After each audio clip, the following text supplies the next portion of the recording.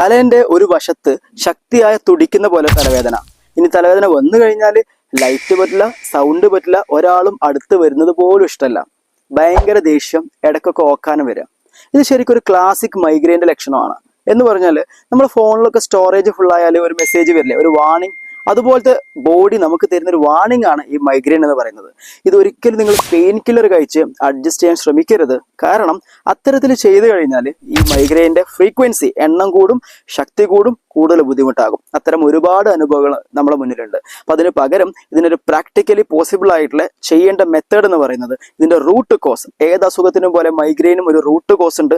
ആ root cause കൃത്യമായി identify ചെയ്യാം. അതൊരു പക്ഷേ ഒരു അലർജി ആവാം, ഡിസീസ് ആവാം, അണ്ടർലൈങ് ഡിസീസുകളാവാം, ഇനി അതല്ലെങ്കിൽ എന്തെങ്കിലും ഒരു മെന്റൽ ട്രോമയൊക്കെ ആവാം. അപ്പോൾ അത് മനസ്സിലാക്കിയ ശേഷം കൃത്യമായ ട്രീറ്റ്മെന്റ് എടുത്തു കഴിഞ്ഞാൽ നമുക്ക് ഇതിനെ കംപ്ലീറ്റ് ആയിട്ട് ഒഴിവാക്കാൻ ശ്രമിക്കുക എന്നുള്ളതാണ്.